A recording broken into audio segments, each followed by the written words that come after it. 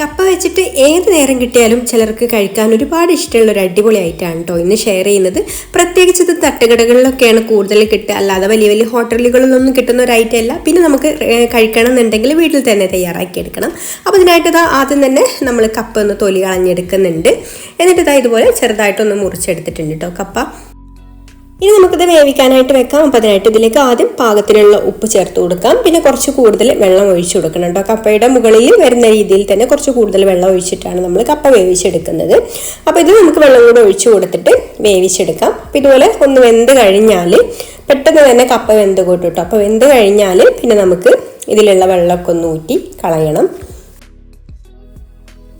ഇനി ഞാനിവിടെ ഒരു 5-6 ചെറിയ ഉള്ളിയും ഒരു 3-4-5 വെളുത്തുള്ളിയും കൂടെ ഒന്ന് തൊലി കളഞ്ഞെടുത്തിട്ടുണ്ട്. പിന്നെ ഒരു കഷ്ണം ഇഞ്ചിയും കേട്ടോ, 1 ഇഞ്ച് കഷ്ണം വലിപ്പമുള്ള ഒരു കഷ്ണം ഇഞ്ചിയും തൊലി കളഞ്ഞെടുത്തിട്ടുണ്ട്. ഇതിലേക്ക് നമുക്കൊരു 3/4 ടീസ്പൂൺ പെരിഞ്ചീരകവും കൂടെ ചേർത്ത് കൊടുക്കാം. ഈ ഒരു സമയത്ത് തന്നെ നിങ്ങൾക്ക് വേണമെന്നുണ്ടെങ്കിൽ കുരുമുളകും ചേർത്ത് കൊടുക്കാം കേട്ടോ.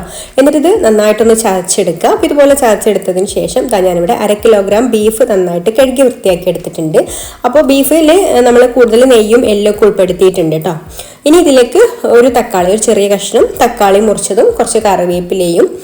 തക്കാളി ഒരുപാട് ആവണ്ട, വലിയ തക്കാളിയാണെന്നുണ്ടെങ്കിൽ ഒരു പീസ് എടുത്താൽ മതി കേട്ടോ. ഞാനിപ്പോൾ ചെറിയൊരു തക്കാളിയാണ് എടുത്തിട്ടുള്ളത്.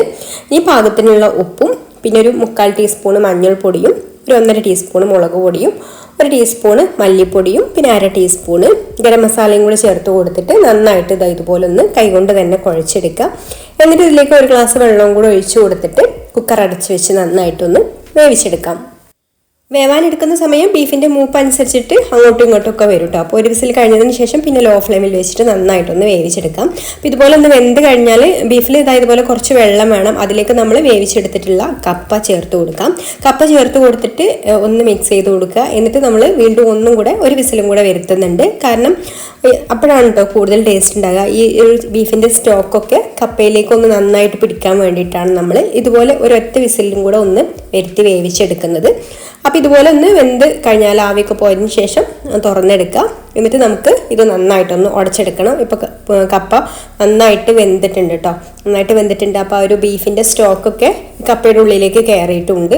അപ്പോൾ നല്ലൊരു ടേസ്റ്റാണ് കേട്ടോ. അപ്പോൾ നന്നായിട്ട് ഇതുപോലെ ഒന്ന് ഉടച്ചെടുക്കാം. ഇനി ഇതിലേക്ക് അല്പം മല്ലിയില അരിഞ്ഞതും കൂടെ ചേർത്ത് കൊടുത്തിട്ട് ഒന്ന് മിക്സ് ചെയ്ത് കൊടുക്കുന്നുണ്ട്.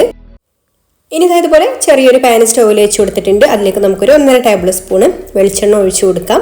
വെളിച്ചെണ്ണ ഒന്ന് ചൂടാകുന്ന സമയത്ത് ഇതിലേക്ക് ചെറിയുള്ളി അരിഞ്ഞത് ചേർത്ത് കൊടുക്കുന്നുണ്ട്. പിന്നെ കറിവേപ്പിലയും ഇതിൻ്റെ കൂടെ തന്നെ മല്ലിയിലയും കൂടെ ചേർത്ത് കൊടുത്തിട്ട് നന്നായിട്ട് ഒന്ന് മൂപ്പിച്ചെടുക്കാം. അപ്പോൾ ഇതുപോലെ ഒന്ന് മൂത്ത് കഴിഞ്ഞാൽ പിന്നെ ഫ്ലെയിം ഓഫ് ആക്കാം. എന്നിട്ട് ഇതിലേക്ക് ഒരു 1/2 ടീസ്പൂൺ മുളക് പൊടിയും കൂടെ ചേർത്ത് കൊടുത്തിട്ട് ഒന്ന് വഴറ്റിയെടുത്തതിന് ശേഷം നമുക്ക് കപ്പയിലേക്ക് ചേർത്ത് മിക്സ് ചെയ്ത് കൊടുക്കാം. അപ്പോൾ ഇത്രയേ ഉള്ളൂ നമ്മുടെ അടിപൊളിയായിട്ടുള്ള കപ്പ ബിരിയാണി എന്ന് പറയും ചിലർ. ഞങ്ങൾ ഇറച്ചിയും പൂളിയും എന്നാണ് കേട്ടോ സാധാരണ പറയാറുള്ളത്. റെഡി ആയിട്ടുണ്ട്. ഇനി ഇതുപോലെ സെർവ് ചെയ്യുന്ന സമയത്ത് നമുക്ക് വേണമെന്നുണ്ടെങ്കിൽ കുറച്ച് ചെറുതായിട്ട് അരിഞ്ഞിട്ടുള്ള സവാളയും അതുപോലെ മല്ലിയിലയൊക്കെ ഇട്ട് കൊടുത്തിട്ട് കഴിക്കാം. അടിപൊളി ടേസ്റ്റാണ്. വീഡിയോ ഇഷ്ടമായിട്ടുണ്ടെങ്കിൽ ലൈക്ക് ചെയ്യാനും ഷെയർ ചെയ്യാനും ചാനൽ സബ്സ്ക്രൈബ് ചെയ്യാനും ഫേസ്ബുക്കിലാണ് കാണുന്നതെന്നുണ്ടെങ്കിൽ പേജ് ഒന്ന് ഫോളോ ചെയ്ത് സപ്പോർട്ട് ചെയ്യാനും മറക്കല്ലേ. അപ്പോൾ ഇനി മറ്റൊരു നല്ല റെസിപ്പിയുമായിട്ട് അടുത്ത വീഡിയോയിൽ കാണാം. താങ്ക്